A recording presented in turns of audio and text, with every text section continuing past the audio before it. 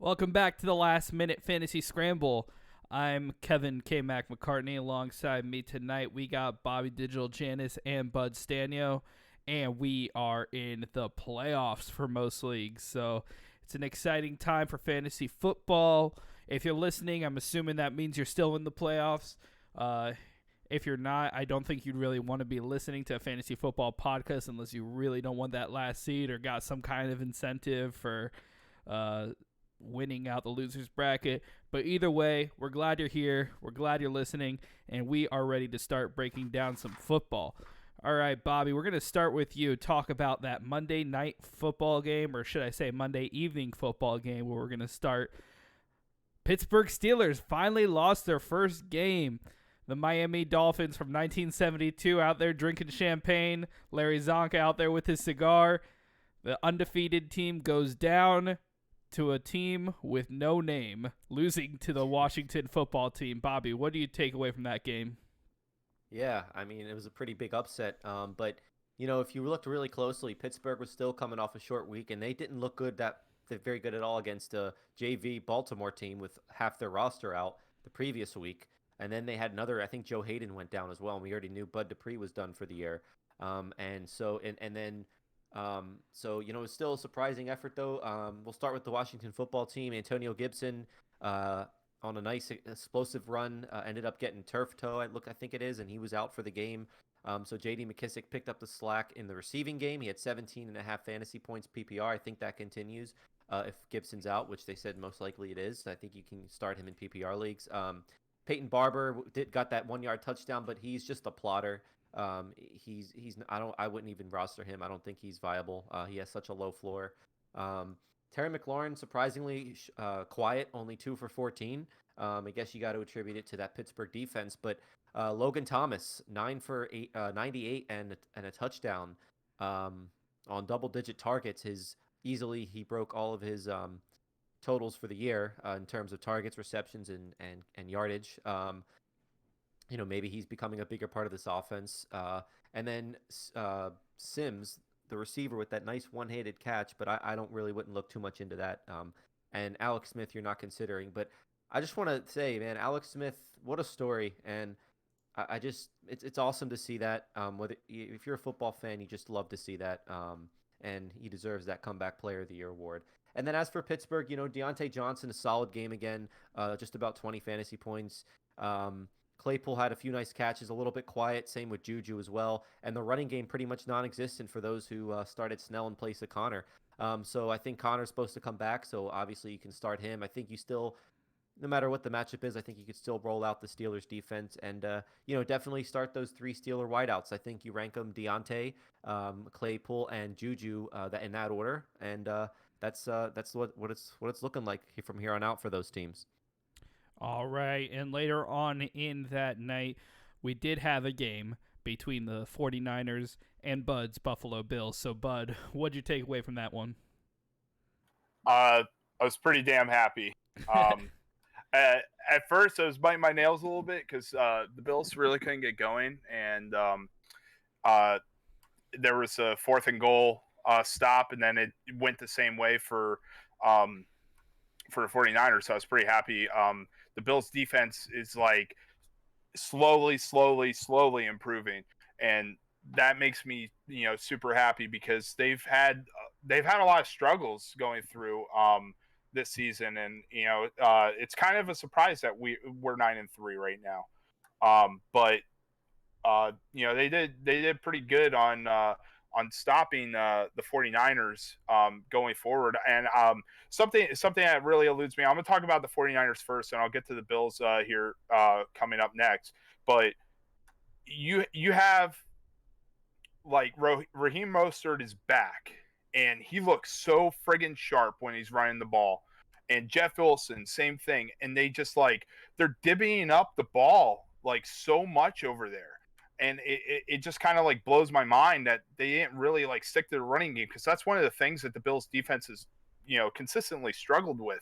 And even Tevin Coleman got in, and like, man, in days past, I loved Tevin Coleman as a fantasy player. He was hurt last year. This year is not his year. He comes in, he gets 2 carries, and he gets negative 11 yards. He got stuffed both times. The one thing that was pretty promising is Nick Mullins was doing pretty good at throwing the ball, kind of. He did throw 2 picks, but he did crack 300 yards. Brandon Ayuk, that guy, he's really, really awesome. If you have him and you're entering the fantasy playoffs, he would be a considerable flex start for sure. I mean, he had 5 receptions for 95 yards. We've seen his elusiveness. We've seen the bright and flashy plays with the hurdling and all those other things. So that's pretty good. And Deebo Samuel coming back, having a pretty decent day, 6 for 73. That was pretty good, but they just really couldn't get it done. They couldn't get moving, and that's in part to the Bills defense. Now the Bills offense, Josh Allen is just really he's showing up, man. This is this has been a record year for him almost. I believe he's tied now for the most 300 plus yard games in the season with Jim Kelly for the franchise. So he's like 1 game away from doing that and exceeding that, which is very promising. Remember, everybody is coming in saying Josh Allen is a running quarterback, and he is a running quarterback. He is capable of doing that. But when you look at it, he only had like 6 runs for 11 yards, and those were mostly on like broken plays or trying to get that keep the clock running or to maybe get the first down. So he wasn't running the ball all that much. He was 32 of 40, 375 yards. So he was right near 400, 4 touchdowns, 0 picks, and his quarterback rating is still like it's incredible. He was almost 140 at a quarterback rating, or I mean total rating, and it's just like I hope the naysayers are just witnessing this, because now he has offensive weapons. Brian Dabble is able to run these crazy offensive schemes, and it could be any receiver. I'll be completely like clear and honest. And if you don't see that 4 different receivers / tight ends had a touchdown, it was spread out. Cole Beasley had 1. Gabriel Davis had 1. Isaiah McKenzie had 1. Dawson Knox had 1. So he's able to put the ball wherever he wants. He's able to run and throw on the run. And it's just it's so great to see. And I called it last week. I said Cole Beasley is coming up, and he's startable. And I will say this about Cole Beasley, that this season he has more yards than A.J. Brown. He has more receptions than DK Metcalf. He has more yards per reception than DeAndre Hopkins. He has more touchdowns than Julio Jones. And he has more 100-yard games than Tyreek Hill. All of those things coupled in a PPR league just makes him light years ahead of the game. And he's been sneaky. People picked him up on waiver wire. And, we'll talk about this later. He still might be on your waiver wire. And he could be a godsend. Like I said, definitely at a flex play, because you probably do have better options. But between him and Diggs, like, those guys are awesome. John Brown's still out. Those are the 2 main guys there. The running back situation, I'll be super quick about this. Singletary got the workload, and that was because Zach Moss caused the fumble. I'm still pissed that Josh Allen got credited for the fumble on that. Tell me about it. But as soon as that happened, they were like, yeah, get out, and they only gave him 1 more carry after that. So he only had 3 carries. Singletary had 18 for 61. He looked quite fast. He looked really good. But this is going to become a passing attack offense with the ability of Josh Allen to scramble and get away and get out of dodge. But other than that, if you're a Bills fan like I am, you're super happy with what's happening here. And seeing Josh Allen develop into the quarterback he is right now, like, it's looking really good. And going against the Steelers, you're kind of you're feeling really good about what's about to happen. Yeah, and I wanted to take one more moment to talk about Josh Allen and the Buffalo Bills. If you're watching the feed on the Twitch, you will see that there are several Josh Allens dancing around the frame. Believe it or not, that's not the Buffalo Bills fan putting that up. That would be the Miami Dolphins fan who just happens to own Josh Allen on his fantasy team and happens to watch. I've watched more Bills games this year than I ever have in my entire life, besides the one that they're playing the Dolphins. They just happen to be on TV, first of all, and I think they make such incredible football. And just watching some of these throws that Josh Allen has made, not just this year, but last night, watching some of these pinpoint accuracy throws for a guy who wasn't really known for his accuracy at all. He was known for his arm strength coming out of college. He was known for his footwork going into this year, but he's really improved in this season. And just seeing that and what he's capable of bringing to your fantasy team, I'm just, if you can't tell, I have him on my team. Real quick, Josh Allen has passed Russell Wilson in MVP odds. Oh. But it's still Patrick Mahomes is still the front runner. But I just wanted to throw that in there that he left him as mainly because of the bad game last week for the Seahawks. But still, pretty good hot take. I like it. I'm all about it. I'm super excited, and we're right there. And Coach McDermott has really made this team, something else compared to what it was. Absolutely. Well, we did have one more game this weekend, and that was last night between the Cowboys and the Ravens. Bobby, what are your thoughts on last night's game? Yeah, I mean, look, the Cowboys are a mess. I said from the beginning, obviously not on this podcast since we didn't start in the very beginning, but I wasn't a fan of them bringing in Mike McCarthy, and I think that the problem is at the top. And with that going down, and then they have injuries on the O-line, they have the worst run defense in football. They allowed, I think it was over 300 yards rushing to Baltimore between Lamar and Gus Edwards and J.K. Dobbins. And that showed in the game. We'll start with Dallas. I mean, for Zeke, I know, Bud, you got the win. You needed to get 5.8 something PPR points. Zeke got you more than that, and he's still seeing a good workload. But I think his upside is capped. I think he's a solid RB2, maybe an RB1 in this week's matchup against the Bengals. But with that O-line and that struggling offense, I think it limits his upside a little bit. As for the receivers, Cooper, he gets that touchdown. He has a solid day. Gallup gets another touchdown on an all right day, but you weren't starting him anyway. And CeeDee Lamb looked pretty good. Could have had an even bigger day. So I think you still have to start Lamb. You still have to start Cooper as low-end wide receiver 2s, high-end wide receiver 3s, but you're not excited about it. As for Baltimore, Lamar came back, and he had 23 I think it was 23 or 25 fantasy points, 3 total touchdowns. He only threw for a little over 100 yards, but he did have those rushing yards, and that's where his value's always been. He didn't look that good throwing the ball, except he did have a nice dime touchdown to Marquise Hollywood Brown. Where was that earlier in the year?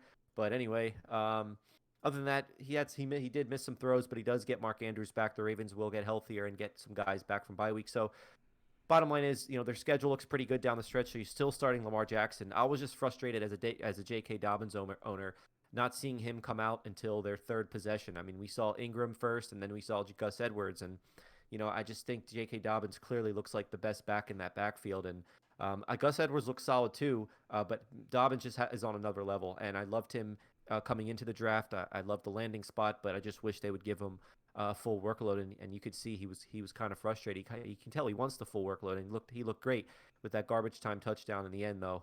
So you got to hang tight if you have Dobbins. He has league winner potential if they do decide to finally give him a full workload with a good schedule. All right. Well, speaking of schedule, we do only have 3 or 4, depending on your league, weeks left in the season, and for most of you, that means playoffs. So for the coming playoffs, it is important to grab the waiver, and we're going to start with running back, and we're going to start with Bud. Bud, what running backs do you like this week?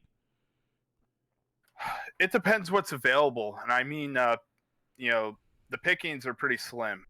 A lot of people, most of the top waiver wire ads this week, people that are saying to target J.D. McKissick, just because it's almost certain that Antonio Gibson's going to be out for at least next week. I'm kind of worried about him being out. Just side note real quick, I don't think that he's going to last the rest of the regular season. Turf toe, we've seen take superstars out for anywhere from like 3 to 4 weeks. So But if you're able to get your hands on McKissick and he's still there, I mean, he's a guy that's super involved in the passing game. Alex Smith has been making sure to get the ball his way, and in PPR leagues, that's pretty invaluable. You kind of want to have that, and so that's a guy. If he's still there, I mean, most leagues, I mean, you're looking around 65 to 70% that he's rostered, but he still might be available. If you have a top wire claim, you need to like gun for that guy. Otherwise, Adrian Peterson might be a decent start just because of the running back situation over there right now. We don't know what's up with Swift. Carry-on is also hurt, so he could be another decent ad. I mean, going even deeper, you can look at Josh Adams for the Jets. We saw this guy get involved a little bit. I would be very cautious about that, of course. They are playing Seattle. Seattle's defense has improved. And, we don't know what's going on with that team in general. Jeff Wilson, you might be able to grab just as, insurance, especially if you have like Mostert or somebody else of that nature. Because we saw him get involved. He was the second lead running back against the Bills the other night. Ito Smith might be pretty decent just because of Todd Gurley dealing with his knee injury. And I mean, otherwise, I don't really see too much here that we could really go at. But I could be missing something. I don't know. Bobby, you got any? Yeah, I mean, you mentioned about insurance guys. I think this time of year, especially, you want to, at this point, the waiver wires are thin, and you want to look for those guys that if, the start or whatever to go down, they'd be in pretty good situations. And a lot of times, oftentimes coming up, there are injuries that happen. So there are, there's usually a guy or two that you can look to start like this week that might get a good workload. But I can't really see any other than Ty Johnson, depending on Frank Gore's health. But it's really kind of, you're not excited to start it yet, but if you're really desperate, and at this point, you should have your roster set, so you might not need to be that desperate if you're in the playoffs. But besides him, some other insurance options you could look at, see if Tony Pollard's available. Like you mentioned, the 49er backs, Bud. You could see if Madison's available as well, so maybe Sony Michel, guys like that to maybe to stack as those high-end handcuffs. Real quick, I just want to add on to what you said. Absolutely. On the other guys like Pollard and everybody else. But there is one thing. So I saw this, and I'm really upset I missed it. The guy that owns Christian McCaffrey in our league, who is also the number one seed, he picked up Mike Davis. So somebody dropped Mike Davis, and he got him back. And I don't think he had him before, but he got him onto his roster. And now with McCaffrey being injured with this quad injury, it happened today at practice. So if he doesn't go and Mike Davis comes back, there are people that probably said, oh, Christian McCaffrey's coming back, I'm going to drop Mike Davis and get whatever else. That's a guy that you can also look for. They're always, like, if you have the extra time, you need to go into the free agency and like skim it. Give yourself like half hour. Turn on some music, go ahead, scroll down, look in the deeps, look in IR. Candles. Yeah, I mean, look, you might find a Nick Chubb and be able to add him and stash him. You know what I mean? Not that's it's a joke between me and K-Mac. But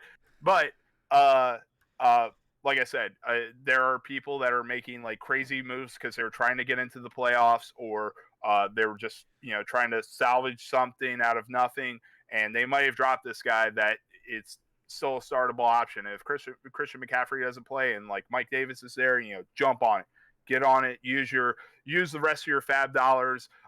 If you still have budget on like your fab budget, this is the time to spend it, because if you don't, it's gone forever. Like, why are you holding on? Even if you only have like $30-$40, use like almost all of it and try to pick up one of these guys that's going to be a surefire. Yes, it is playoff time, which means that there are desperation plays. Look for people who drop players like maybe a Joe Mixon or something that people may have got rid of just so that they could pick up that last player to give them just a little boost to get them over the edge. Yeah, he's not playing for this week, but hey, if he happens to play for weeks 15 and 16 and he's just sitting on the waiver wire, he's gotten plenty of rest. So that is a potential stash if you can. So just be on the lookout for guys like that. And now let's move on to wide receivers. And Bobby, we're going to start with you this time. What wide receivers do you like this week? I mean, to me, there's not really a lot. I mean, we didn't have a waiver show last week, but a popular waiver pickup was Kiki QT, and he definitely delivered. And I think he can be a very nice addition to your team. And based on what I'm seeing available, I see Darnell Mooney as well. Again, it's the Bears. It's not sexy, but he has established himself as a number 2 option there, and he's seen at least 6 targets a game in the last 4. He is always potential for a home run threat, and they have a good matchup against Houston this week. And then if someone maybe dropped Marvin Jones again, I think he's a good pickup as well. As long as Kenny Galladay's out, I think Marvin Jones is a decent play. And Galladay didn't practice today, so we're not sure what his status is going to be. And then, like Bud mentioned, if somehow Cole Beasley's available, obviously pounce on him as your first receiver priority. Bud? Yeah, totally with you on Kiki. Him being there, and Cooks Fuller being out, and then Cooks being a little banged up. It seems like a pretty decent option. T.Y. Hilton might be available on your waiver wire. He's been doing pretty decent. He's had at least 18 PPR points in consecutive games, so that's pretty decent. Something to look forward to. I've been kind of high on them. Don't take my word for it, but the Colts offense has been pretty decent. They're trying to push. They're trying to take that division. So T.Y. Hilton getting a little more involved in some of these tough to win games is going to be critical moving forward. So if he's available, Drew Lock being back kind of heightens Tim Patrick's value. If he's available, that might be somebody you can look at. Henry Ruggs saved a lot of us in suicide pool the other day. He had a pretty decent game. I'd still be a little cautious about that because Waller's the number 1 guy there, receiver, tight end, whatever. He's the number 1 guy. So, but Henry Ruggs getting going, it's really favorable for the rookie to see that. But another guy that I watched that Washington Pittsburgh game, and I was actually really impressed with Steven Sims. I was really hoping Terry McLaurin would get going, but Steven Sims got a lot of work. He did really well. He had 5 catches, 92 yards. He was targeted almost 10 times, but so that we know Alex Smith likes to throw the ball a lot. He's been throwing it like crazy. So, that's kind of good going forward. The Redskins don't want to finish with a losing season. But also, Steven Sims has had 2 games with 14, PPR points in his past 5 outings. So he's getting a little bit better. Maybe in your deeper leagues, he might be pretty decent. And also Russell Gage. I don't think Julio's right. I'm sorry. Some of you might not like to hear that, but he was hobbled again in the last game towards the end. Be careful with that, but I would imagine that he's going to be kind of on a pitch count, and Russell Gage is going to get a little more work alongside Calvin Ridley. Absolutely. Now let's talk about some quarterbacks. Still maybe streaming quarterbacks for the playoffs, but Bud, we'll start with you. What quarterbacks do you like going, if not going for this week, going in to try to hold for the playoffs because there's any kind of potential matchup? So yeah, the quarterback, same thing is pretty slim. Mainly if you had somebody go down, I don't even think anybody really got majorly hurt. But if you did, if you're like you were a Wentz owner and you're still like in playoff contention, and you're like in a 2 quarterback league or super flex, I don't think he's going to have like a super great game, but Jalen Hurts would be like the ideal replacement there. Personally, I like Jalen Hurts a lot. I watch a lot of him in college between Alabama and Oklahoma, and He's awesome. He was the second rated quarterback in college last year. I think he has the potential. We talk a lot about it, a lot of it starting at the top.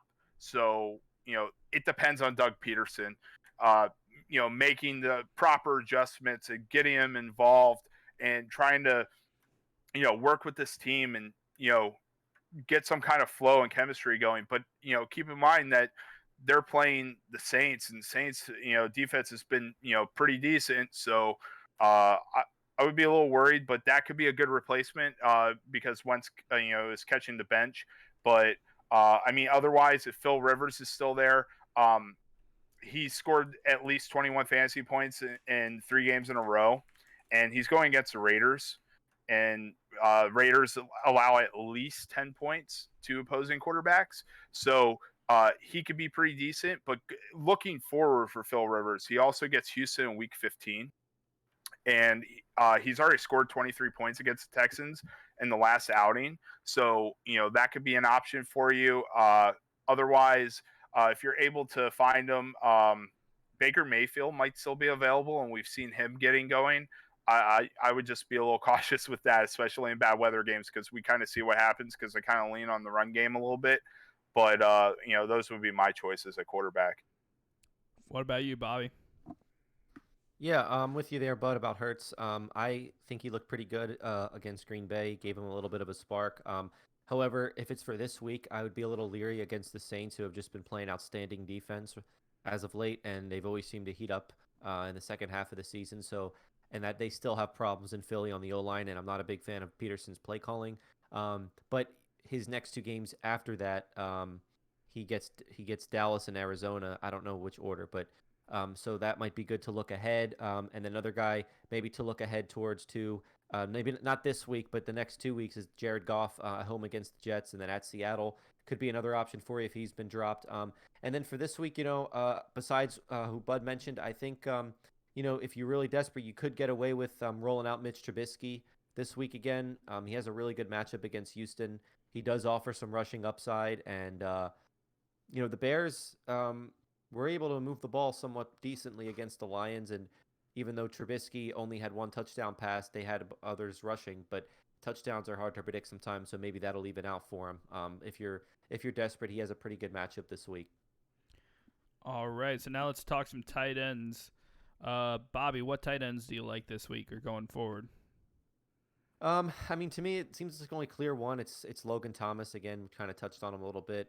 His targets are increasing each time, and like Bud said, Alex Smith likes to throw the ball. With Gibson out, they might look to throw it a little bit more, and he seems like he's one of his main targets there. So you could go with Logan Thomas if you're desperate at tight end. But again, outside of those top 4 or 5 guys, it's really kind of a crapshoot at tight end, in my opinion. Bud, anyone else? Logan Thomas is the guy here. He's done pretty decent. He's scored at least 10 PPR points in 5 of the past 7. So, that's pretty encouraging. He had 9 targets for 98 yards. So most of the people that did actually start him this past week, you're pretty happy with what you had. He's still in about the 40% to 50% rostered range. So definitely that could be a guy that you can target. They are going against San Francisco, who is pretty decent against tight ends. But Dawson Knox did score a touchdown against him last week. Logan Thomas is a little more of a physical, like, specimen type guy, so he might have a pretty decent upside on that front. And like you said, Antonio Gibson being out heightens his value. If Dalton Schultz is still available, you might be able to get away with that. I mean, they're facing the Bengals this week, so that's pretty favorable. So that could be somebody that you're looking at. Otherwise, Fursker might be decent for the Titans if Jonnu Smith remains out. If you're looking for a replacement for him, Jordan Reed is also pretty decent.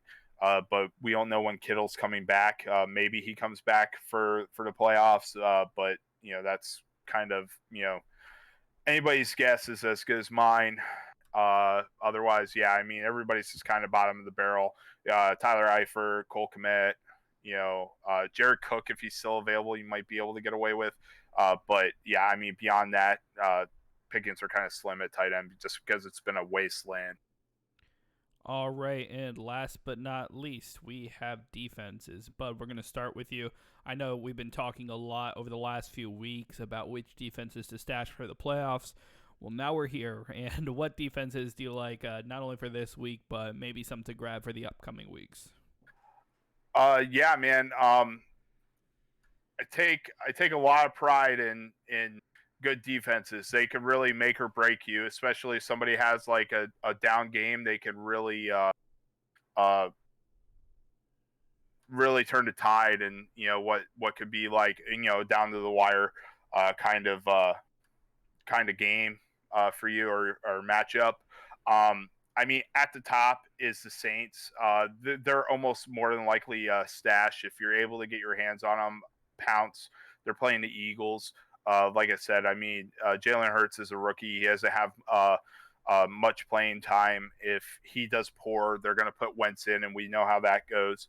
If your defense gets rewarded for sacks, expect a lot of them, because I think Hurts is going to run the ball a lot, and Wentz just gets sacked. So you can't go wrong either way. Otherwise, the Rams might still be available. That would be a good one. They're ranked pretty decent against the Patriots, and we know that Cam isn't traditionally throwing the ball a whole lot. I know that like they played the Chargers and that was a little bit different, and they shut them out. But they could have a pretty decent outing against the Patriots offense, especially their run defense is really good. So be a little leery against about starting Damian Harris against them this week. One of my favorites, I only picked them up mainly for this reason, because I figured I would be in a week 14 matchup. I want to have a bye in this league. I picked up the Seahawks because they are playing the Jets. Beyond that, they're pretty much droppable. But they're pretty much like your third-ranked defense. Going for that, if you're able to locate them, especially just because of their matchup, they might be available. Would be the Browns. They are playing the Ravens this week. I'm not starting them. Just mainly because we're seeing the Ravens come back to life a little bit. So be careful about that. But the Browns, I believe, let me just check the schedule here real quick. Week 15, they have the Giants, and week 16, they have the Jets. So if you do make it to championship, the Browns are the one to stash. They might be available because somebody might have, got pretty disappointed about the Titans matchup. They didn't put up too many points.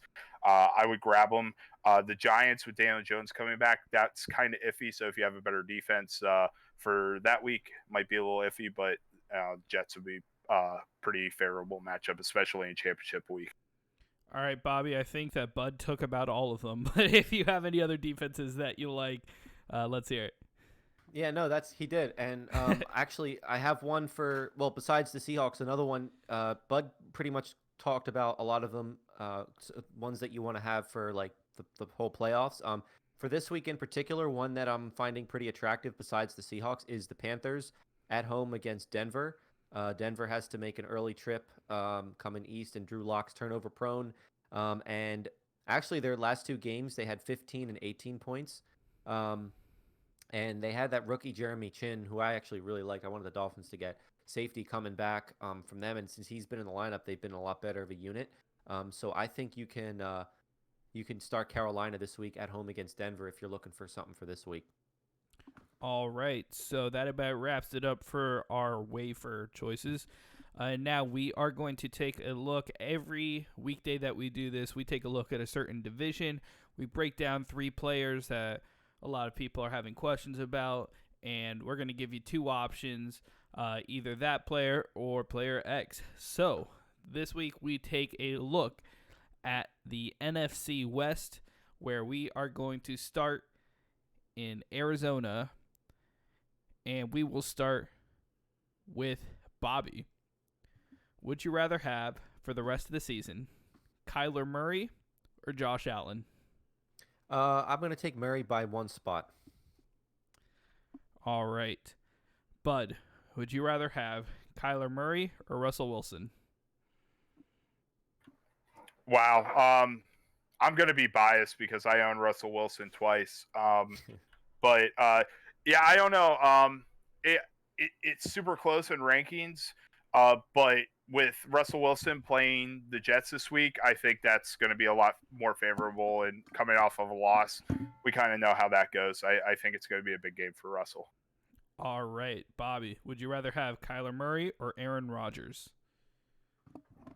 Yeah, I'm going to take Aaron Rodgers here. I think the only quarterback you could start over Aaron Rodgers for the rest of the season, based on scheduling and everything, is Patrick Mahomes. All right, we got 5 this time, so we got 2 more coming your way. Bud, would you rather have Kyler Murray or Justin Herbert? Another close one, just based off of Herbert being a letdown last week after I hyped him up. I'm going to go with Murray here. All right, Bobby, one last one. Kyler Murray or Deshaun Watson? Yeah, that's a good one as well. But I'm gonna go with Kyler Murray. All right, so now we go over to the San Francisco 49ers and taking a look at Raheem Mostert. Bud, for the rest of the season, would you rather have Raheem Mostert or Miles Sanders? I'll take this one actually. I That's didn't ask you. That's a really close one. Because normally you'd say Miles Sanders. Because like coming into the season, of course, but now that Sanders has just really struggled and they're starting to get Jordan Howard carries and Boston Scott, which I don't understand why. And them not looking very good. I would think I would lean Mostert, but again, I'm not excited about Mostert either because he also seems to be splitting time. At least it was this past Monday night. But Sanders, you think you have to start unless you have another dependable option. I think Mostert can qualify as that. So I would take Mostert by a hair. All right. So since Bobby had to go ahead and steal that one, but this next one is for you. Would you rather have for the rest of the season Raheem Mostert or David Montgomery? Oh, man. I like both of those guys, honestly. I really wanted David Montgomery. I know he's been kind of up and down this season. The Bears have been up and down. But the schedule is like super right for Montgomery. And we don't know, like, it's a carousel over in San Francisco. Like I always say, follow the volume, and Montgomery's going to get it one way or another. They have Texans, Vikings, and Jaguars for playoff schedule, so I'm going to have to go Montgomery here. All right, Bobby, would you rather have Raheem Mostert or Kenyon Drake? Man, that's another good one because Drake's yards per carry has been down, but he's been getting work at the goal line a lot, and he's been just getting more volume than Raheem Mostert. And I think as long as Kyler Murray's shoulder isn't quite 100%, they might be relying him a little bit more on the goal line. So, but I'm still going to go with Mostert because I just think that they might start giving him the ball a little bit more, and he has more explosive ability than Drake. And the 49ers scheme is Mostert fits that scheme perfectly, and Shanahan, he wants to run like that. So I'll take Mostert by a hair. All right, Bud, would you rather have Raheem Mostert or Wayne Gallman?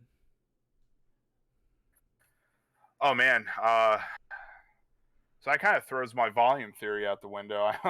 Like, I kind of wanted to say Gallman there, but I don't know, man.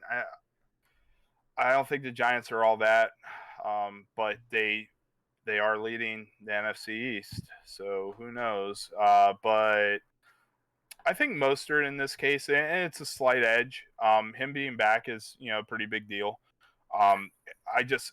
Dude, he looks. We talked about it earlier. He looks so sharp against the Bills, and once I saw him running, I was like, oh man, we're toast. Like, but after that, then started splitting carries with Jeff Wilson and everything else. That's my only concern with him. But yeah, I would give him the edge in this case, though, just because he's such a baller. All right, Bobby, one last one with Raheem Mostert. Would you rather have him or CEH? Yeah, I'm going to take Mostert there. CEH kind of screwed a lot of people with that active tag, even though he never played a snap. Obviously, that's not going to happen down the line. But, the Pacers just throwing the ball a lot. And Le'Veon Bell does eat into his workload a little bit. Doesn't have the true feature workload that he did earlier in the season. So for that, I will take Mostert closely. All right, and now we move over to the wide receiver position, and we move to the Los Angeles Rams. Bud, for the rest of the season, would you rather have Robert Woods or Justin Jefferson? Wow, I own both of them in the same league, actually. But it's going to be Jefferson for me. Anytime it does come to this question for myself, I'm always Jefferson over Woods. Woods is either catching my bench or catching my flex, and that's just kind of because the target share over there is it's a little wonky. I mean, because we've seen Josh Reynolds get involved in the mix a little bit, and Cooper Kupp is getting double-digit targets at this rate.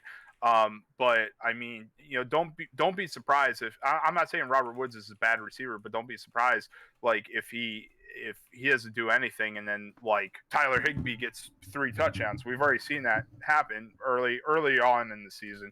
But the target share is a little wonky over there. But Jefferson is he's a specimen, man, and he's awesome. He's been better in his rookie year than Randy Moss was. I expect Justin Jefferson to be like a top receiver like next year for sure, and he needs to be started over him. Oh, yeah, absolutely. His ceiling going into next year, he's going to be one of the top receivers taken. Now, the next one is for you, Bobby. For the rest of the year, would you rather have Robert Woods or Terry McLaurin?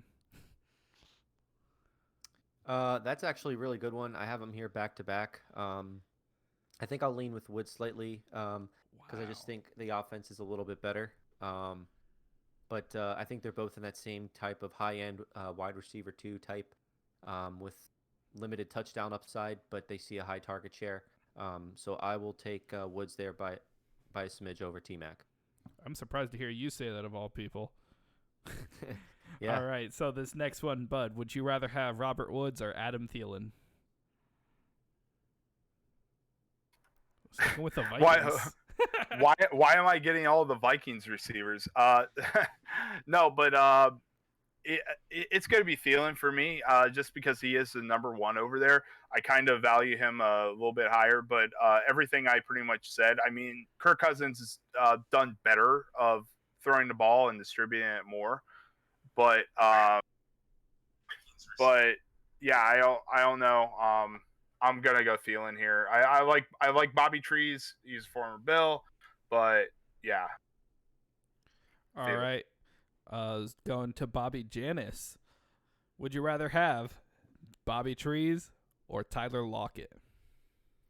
Yeah, I'm gonna go with Bobby Trees here as well. Tyler Lockett's kind of going down a little bit. He's always been a very up boomer bust type guy. But he was putting up really good numbers first half of the year when they were letting Russ cook. But now they're starting to go to that more balanced or a little more run-heavy offense that they were doing last year. And now DK Metcalf has emerged as that clear number 1.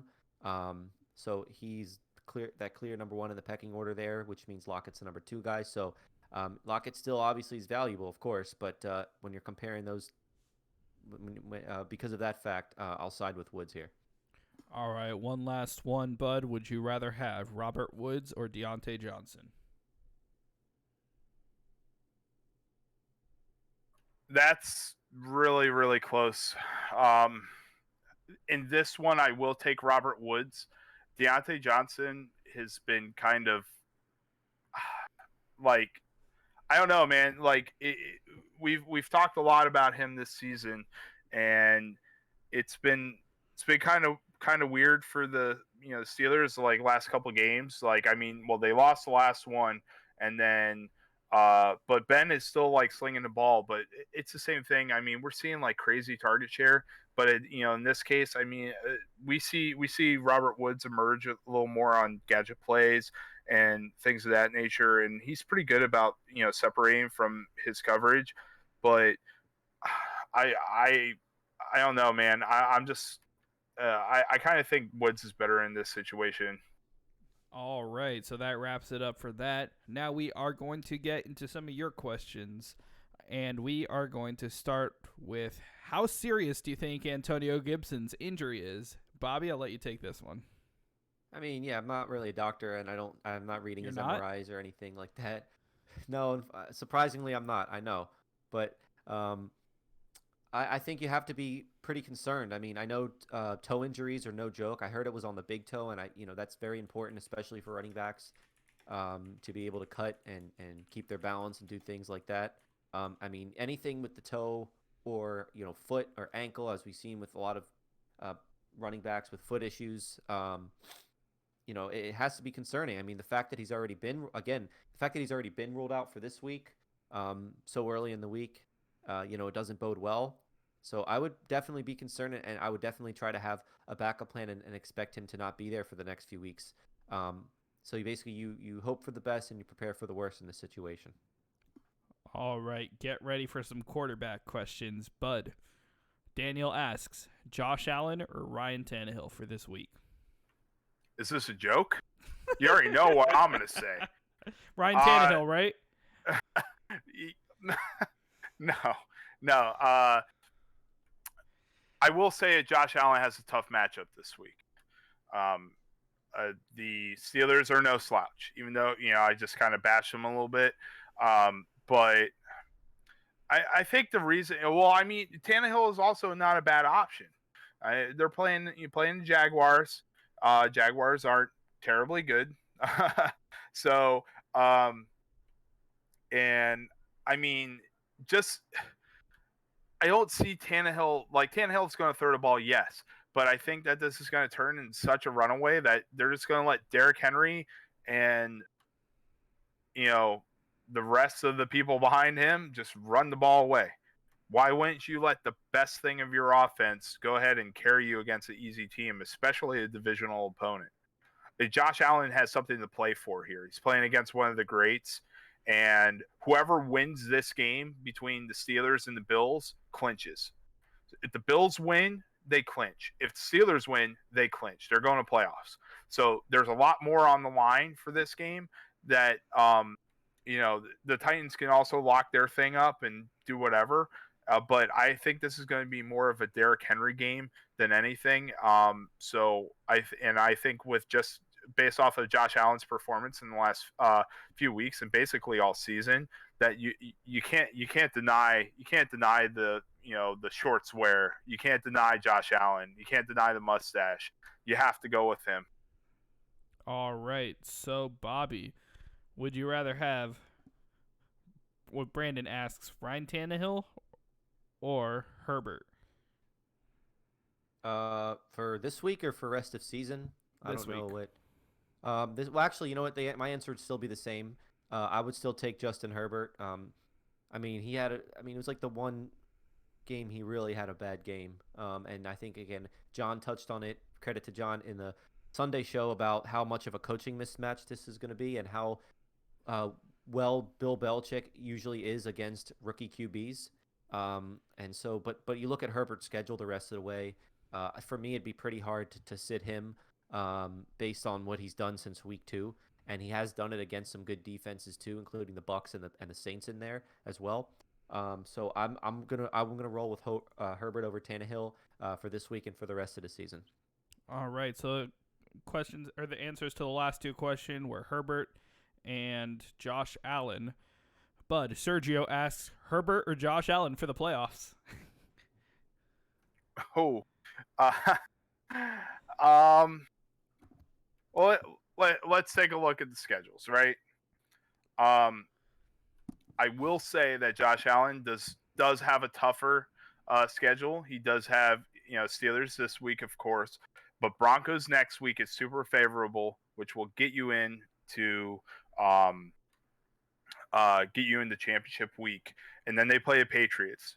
The Bills did beat the Patriots finally, but they're also playing at the Patriots, and their defense is still pretty decent. I mean, they held the Chargers to 0 points. So I don't think that's going to happen. Coach McDermott has pretty much figured out how to exploit and score on certain defenses. And that's also Brian Dabble, the offensive coordinator, who is sometimes deemed, unconventional. So there's also that. But if you look at the Herbert side of things, he has Falcons this week, at Raiders next week, and Broncos championship week. So you kind of like that, just simply based because all of those have like very very bad secondaries. So it could be pretty favorable for Herbert. I will give the slight edge to Herbert in this case, just based on schedule, but I still like Josh Allen, and I'm still starting Josh Allen in the league that I commission. And but yes, I will go slight edge. I mean, it's like razor thin. don't get it twisted. Yeah, because in the league that you commission, you could actually go and try to change your team's score in the middle of the night without the rest of your league knowing. You just got to hope that nobody looks at the recent activity or anything like that.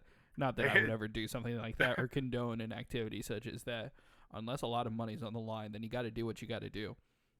They might notice, and they might be listening to this. Don't say anything. All right, so where were we? All right, Bobby, this next question comes from Jacob, who asks, Amari Cooper versus the Bengals or Mike Evans? Yeah, I want to go with Amari Cooper here.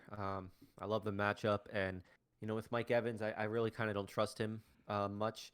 I think he's a touchdown or bust option because they got Brown there, and they got Godwin there, and they got Gronk, and as for Amari Cooper, he's still seeing the most targets out of those receivers in that offense, and they have a really nice matchup against the Bengals, so I'll go with Amari. All right, so this next question comes from Matt, Bud, who asks, Gio Bernard or Nyheim Hines?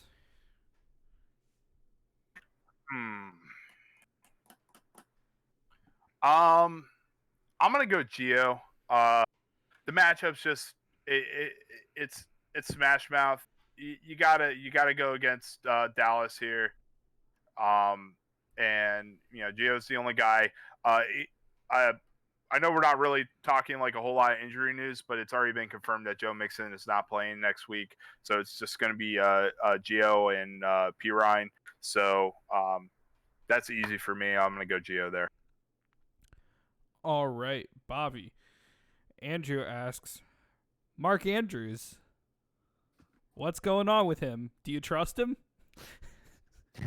Yeah, I do. I saw a report. He had COVID, so he was out the last 2 games. But I saw a report that came out today that he's been activated now, and so he's back in action. And I know he was a type 1 diabetic too, so it's good that he's back healthy again. I still think, and Baltimore, like we mentioned earlier, has a pretty good schedule down the stretch. And considering the tight end landscape, unless you have Waller or Kelsey or Hawkinson, or I think that's really it among those tight ends. I think you have to start. You got to start Mark Andrews if you have him, and just roll them. And he's healthy and good to go for this week. I'm going to interject just real quick. I am a Mark Andrews owner, and I finally have him back. I am on bye this week, but he is a top 5 tight end. Throughout the season, you have to start him. Don't get cute and put in somebody else that's like lesser than him just because you're a little like scared about this COVID thing. I know that he had it, and thank goodness that he's okay. But he is a good tight end, and we did see Lamar Jackson throw the ball a little bit, so that's very promising. But he is a top 5 tight end going forward, so keep that in mind, and don't get cute in the playoffs. All right, so we have time for a few more questions. Bobby answered this last one. Bud, JJ asks, Raheem Mostert or Todd Gurley? It's Mostert for me. Mostert's back, and Gurley is his knees messed up again. I mean, dude, like, it's such a bummer. I mean, we saw great things out of Gurley a couple seasons ago with the Rams, and he's suffering again here. But on Sirius, the one clip they still play it like every other time. I'm like listening to it. They talk about it, and The one guy is like, Todd Gurley has the agility of a couch or fridge or something. I don't know. So something in your house, something like a piece of furniture that just he is just like, yeah, I know he's punching in a couple times, and the one time he messed up and they ended up losing the game, but he's hurt. He shook up. The Falcons are like, that's like ultimate roller coaster, that offense. I mean, and Mostert being back and seeing the spark against the Bills, kind of have some hope there. I would put him over Gurley for sure. All right, Bobby, we have a question coming in from our Twitch from Shogun Zuma, who asks, David Johnson, Myles Gaskin, or Wayne Gallman, half PPR? Well, definitely not David Johnson. I'm gonna go with Myles Gaskin here. He saw the full workload in Miami. He looked really good. And you think, I mean, he's looked like the best running back on that team, in my opinion, this season. And Salvan Ahmed didn't practice again today, so he might not even play. So I think you got to go with Gaskin. I love Gallman down the stretch as well, as long as Freeman's out too. But when you're comparing him with Gaskin, I'll side with Gaskin here. All right, Bud. Andrew asks, Ryan Tannehill or Russell Wilson this week? Man. Both are favorable. I do expect the running game to be involved heavily in both of their games, but I do expect Russ to pretty much cook for 2.5, 3 quarters. So let me get him. All right, so Bobby, the last question is for you. Harjap asks, Rams or Panthers defense this week? You know what? I'm gonna go with my safe/upside thing. If you seem like you're favored in control, you want to go safe, I would play the Rams because the Patriots might not put up a lot of points. I don't see them doing that, but at the same time, I don't think they're going to turn the ball over much because of how much they run the ball. Carolina, I think, has more upside because of how much Drew Lock to turn the ball over there in Denver. So I think it's the safe play is the Rams defense. The upside play is the Panthers defense. All right, so that wraps it up for the questions. And before we move on to our breakout player for Thursday Night Football going on, I did just want to bring up something interesting article seen on ESPN talking about the teams with players most likely to be, or the players most found in fantasy playoff teams this year. And I just wanted to run down the top 10 and just give a shout out to these players who make or break and helped make the difference between playoff teams and non-playoff teams. And there's a few interesting names on this list. A lot of undrafted. I think actually about half of this list went undrafted, starting with number 10. That's Chase Claypool. Big pickup during the year. He's done great things over in Pittsburgh. Number 9, and the obvious one, Tyreek Hill. Number 8, coming from a kicker position, and that's Younghoe Koo. He has been a huge scoring position from the kicker spot, where it's not always that reliable. Him, another one like him, Sanders in Miami. Those are two guys, especially Koo, though, that could really just give you that point boost that you know you're going to get week in and week out. Coming in at 8 is the Dolphins defense. So another undrafted team that has come in big. And now is probably the time to drop them because they do have a tough schedule going up ahead, but they must have come in big for those last few weeks. Next would be Dalvin Cook, another obvious one. Him and Devontae Adams at number 6. Another undrafted one next is Justin Herbert. He's a big name that would come in, and I'm sorry, Devontae Adams is number 5. Justin Herbert's number 4. He came in undrafted and is huge for you if you have him, just because he has been one of the top 5 QBs in fantasy, even with this bad performance last week. The next 2, a little more obvious too. Alvin Kamara is found on several 60% playoff teams. And at number 2, we have the one tight end who's been rising above the rest, Travis Kelce. And the number 1, who Bud suggested to me. Yes, I knew it. The number 1 difference maker for fantasy playoff teams is none other than your boy J-Rob, James Robinson. Yes.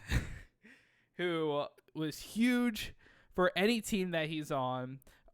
Just such a difference maker. It's not that often that you find that one player on the waivers that makes such a difference that he is not only one of the top undrafted players, but one of the top players in such a valuable position at running back. He is the top of the league right now this year, I believe, in percentage of snaps for his position, and I don't think it's even close. He is the Jacksonville Jaguars running game, and as bad as they've been, he's been managing to produce solid numbers and really do a lot of great things. So, but if you want a quick victory lap with that J-Rob choice, that really helped me my year before, even after I traded him away, moved him on to get a package with Aaron Jones and Calvin Ridley, but he is one of my favorite players until I traded him away, and I'm just super impressed with the things he did. So, Bud, if you want to take a quick victory lap there. Yeah, man. So what I got to say about J-Rob is this guy averages 24.3 touches per game, and that's over the last 6 games. He's super awesome. He's super durable. You love seeing undrafted free agents, specifically in the NFL, not just fantasy, like really like rise above and get an opportunity to shine, and that's just been him. And it was kind of muddy over there once Fournette got away, and we didn't know what was going to happen. But I love James Robinson, and I own him in 3 of my 4 leagues this year. He's been kind of my boon, and if he does win any of my leagues for me, I will. This is a guarantee and a promise. I will buy a James Robinson jersey for draft day next year. And I am no longer keeping Ezekiel Elliott next season in my keeper league. I am keeping James Robinson, who will be a 9th round pick next year. All right.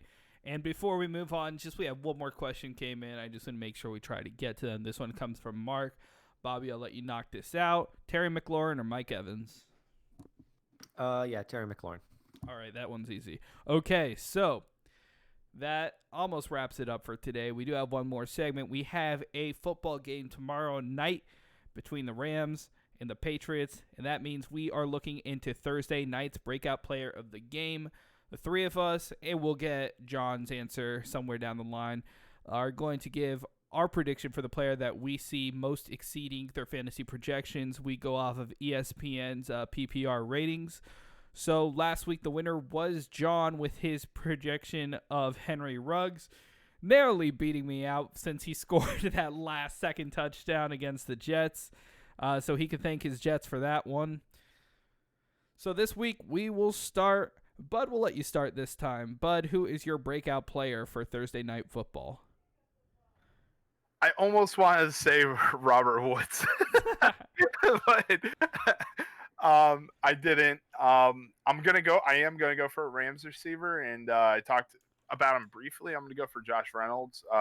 He's projected for 8, and I think he's gonna be the dark horse. I think he's gonna crack double digits. All right, Bobby, who are you taking for Thursday Night Football? I'm not going to lie. I had a hard time picking here because I think this is going to be like a really slow-paced, low-scoring game. I think both teams, the Patriots run the ball so much. They eat up so much clock. And the Rams have a good defense, and they seem to be generally still a running team, even though they've shifted more towards their passing game, as they always do the second half of the year. But I'll just be biased, and I'll pick Cam Akers. I have him in all 4 of my leagues. I liked him coming out of Florida State. I'm cautiously optimistic about Cam Akers because he has seen his workload increase each week, including 21 carries last week.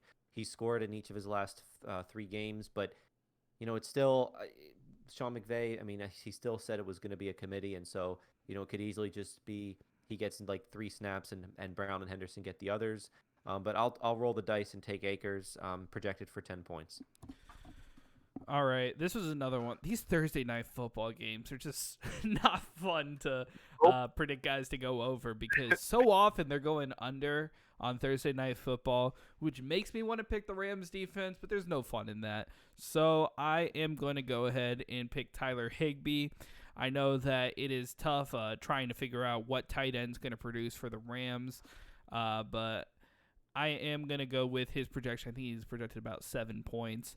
I think that he is a good choice, and I mean, as far as the choices go, I'm going with Higbee. And we will get John's answer. We'll make sure we find that out so we can see who wins. We are tracking these week to week to see who's doing the best. And right now we have a two-way tie for first, and that is John and Bobby with 6 wins apiece. I'm trailing right behind them with 5. And Bud, there's still a chance. A chance for what? Bud has 2. But any given Sunday or Thursday, right? Oh, whatever. That being said, Whatever. we are going to be back Sunday, 11:30, to answer all of your questions going in and trying to help you win your fantasy football championship. Big news for the playoffs. I have the potential. Bobby and I have first round buys in our league. We're in together, so we have the potential to be playing each other in the championship if we both make it through next week. And in my league with Bud, we're on opposite sides of the bracket. So if we both do our jobs, then we could get there and have a very interesting championship week if we're all playing against each other. Oh, man, dude, that would be so fun. I'm rooting for it, believe me. Yeah. That being said, just want to ask you guys, follow us. We are on Twitch. That's where we go live every Sunday, mostly Tuesday, but it's been a weird year, so we're live sometimes Tuesdays, Wednesdays, Thursdays. We'll just get into answer your waiver questions before then. Yeah, we are on every podcast platform you could think of, Spotify, Apple, Google. Check us out, like, rate, subscribe, share. Do whatever you can to support us. We really appreciate it. And yeah, make sure to listen in every Tuesday, or Wednesday in this case, and every Sunday. And we will see you next Sunday. For Bobby Digital Janice and Bud Stanio, I'm Kevin K. Mac McCartney, and we will see you next time.